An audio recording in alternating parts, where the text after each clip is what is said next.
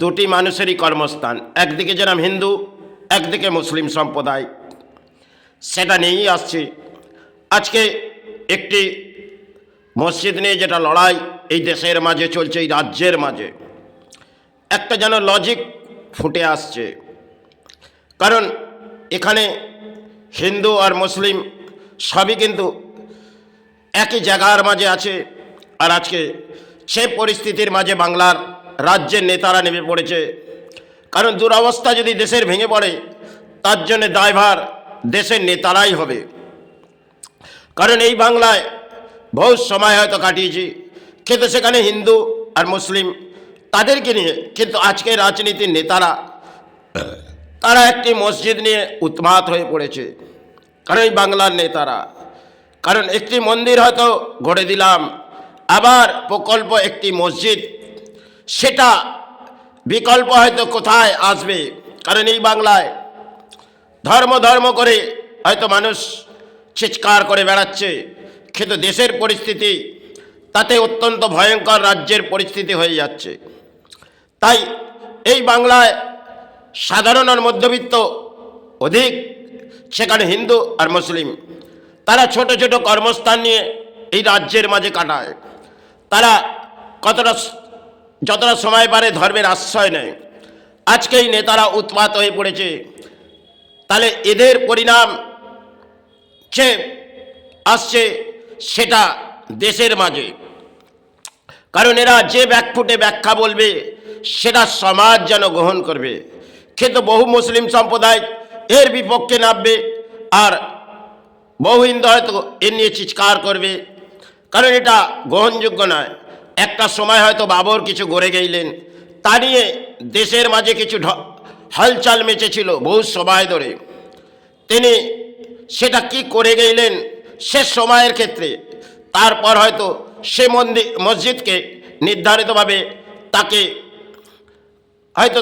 ভেঙে দেওয়া হয়েছে, কিন্তু তারপরে তার কোনো জায়গাও তাকে সিদ্ধান্ত দেওয়া হয়েছে। হয়তো সেখানে রাম জন্মভূমি ছিলেন, এবং পৃথিবীর ইতিহাস যদি সত্য হয় তাহলে ভগবান রাম এই পৃথিবীতে এসেছিলেন, আর ওটাই হয়তো তার জায়গা ছিলেন। সেখানে বাবর যা ঘটিয়েছিলেন সেটা হয়তো সমাজের অত্যন্ত দুর্ভাগ্য করেছিলেন। আজ আমাদের রাজ্যের নেতারা সে উৎপাত হয়ে পড়েছে। কারণ আমার বাংলার মাঝে ওই মসজিদ চাই, গ্রহণ করব। তাহলে একটি মসজিদ আর একটি মন্দির গড়ে দিলে আপনাদের স্বপ্ন পুরো হয়ে যাবে।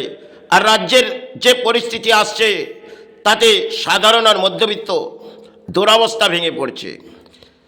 কারণ রাজ্যের মাঝে বহু মসজিদ আছে আর বহু মন্দির আছে, যেগুলো আজও মনে হয় তার বাস্তবায়িত বহু মন্দির পড়ে আছে, যেগুলো সরকার কোনো দেখার যোগ্যতা নেই। আর বহু মসজিদ তারা হয়তো নিজে নিজে চালিয়ে যাচ্ছে। এগুলো একটা ধর্মের মধ্যে লড়াই করে দিয়ে যাচ্ছে এই রাজ্য সরকার। কারণ তিনি রাজ্যের মাঝে যতটা সময় এসছে ততটা যেন একদিকে কখনো হিন্দুর কিছু ব্যাখ্যা বলে দিচ্ছে, আবার মুসলিম সম্প্রদায়। কারণ এই ধরনের আমাদের দুটি ধর্মের মাঝে একটা হিংসাবৃদ্ধি সৃষ্টি করাচ্ছে এই রাজ্যের সরকার।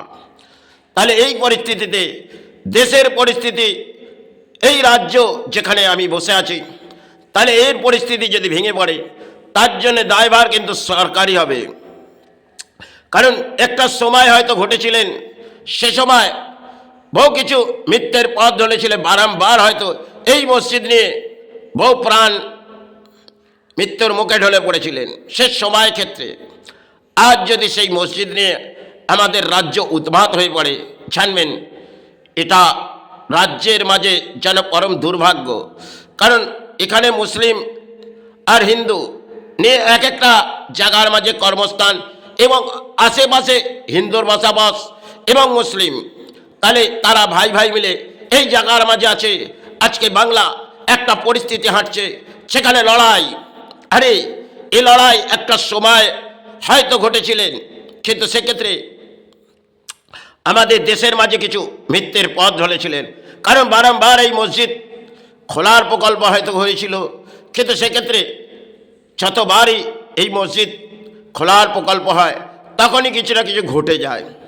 তাহলে এই মসজিদ যদি আমরা ভাবি শুভ, তাহলে আমি ভাববো এটা অশুভ। আপনারা যে কোনো মসজিদে নামাজ পড়লে এই তো দেশের কামনা করছেন, রাজ্যের কামনা করছেন, তাতেই করে যান না। একটা মসজিদ যদি এই নতুন প্রকল্প করে, তাতে কি আপনার প্রাণ ভরে যাবে, না আপনার সন্তানের সাহারা এসে যাবে? যদি সাহারা আসতে হয় এই দেশের মাঝে, এই দেশের আপনারা হিন্দু, আপনারা মুসলিম, তাহলে আপনারা দেশের কামনা করছেন, আপনি হিন্দু হয়ে দেশের কামনা করছেন, আর মুসলিম হয়ে আপনিও এই দেশের কামনা করছেন। তাহলে এই দেশের মাঝে অশান্তির বাতাবরণ আপনারা চাইবেন না। ঠিক এই নেতারা যে পরিস্থিতির মাঝে হাঁটছে, তাতে দেশের দুর্ভাগ্য নেমে যাচ্ছে। তাই নিজে নিজের কর্মস্থান হয়তো এই জায়গার মাঝে আছে। কারণ একদিকে মুসলিম চিৎকার করবে, একদিকে হিন্দু, তাহলে ঢল হয়তো নামবে সমাজে। কিন্তু যেটা ঘটছে এটা বাংলার মাঝে। কারণ একটি বাবরের মসজিদ গড়ে দেব, আর একটি জগন্নাথ মন্দির হয়তো গড়ে দিলাম। কারণ এগুলো একটা খেলা সমাজে চলছে, এই নিয়ে তারা খেলছেন। আর জনগণ যেন তারা একটি ম্যাচ খেলছেন, আর জনগণ সেখানে এই ম্যাচের মাঝে সাহারা হচ্ছেন। আরে নিজে নিজের ধর্ম ডাকুন, নিজে নিজের কর্ম সাহারা রাখুন, যাতে এই দেশের অন্যের আহারের কষ্ট না হয়। একটা সময় হয়তো একটি কোম্পানি আসতে চেয়েছিলেন, সেটি রতন টাটা, সেটা বাংলা তাকে তছনছ করে দিয়েছে। কারণ সেক্ষেত্রে বাংলার হয়তো পরম দুর্ভাগ্য হবে। কারণ যদি এই একটা প্রকল্প রাজ্যের মাঝে আসতো, তাহলে দেশের উন্নতি হতো, অবনতি হতো না। আজকে রাজ্যের মাঝে কোনো শিল্প মনে হয় নতুন করে আসা অতি ভয়ঙ্কর। কারণ একটা সময় ইউনিয়ন ছিলেন, আর সেক্ষেত্রে বহু হয়তো রাজ্যের মাঝে তারা এই রাজ্য থেকে সরে গেলেন। আর এই রাজ্যের মাঝে চাই শিল্প। যদি শিল্প আসে, আমার রাজ্যের উন্নতির পথ হাঁটবে। কিন্তু এই রাজ্যে পরম দুর্ভাগ্য, সে ধর্ম নিয়ে হিংসা বৃদ্ধি। আরে এই রাজ্য কেন, দেশের মাঝেও হিংসা বৃদ্ধি। এই হিংসা বৃদ্ধি যদি মানব জাতি এসে যায়, তাহলে দুপক্ষের ঢল হয়তো কোথায় নামবে।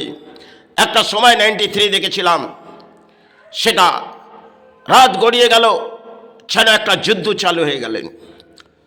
লড়াই, কে কাকে মারছে। কারণ একদিকে হিন্দু, একদিকে মুসলিম সম্প্রদায়।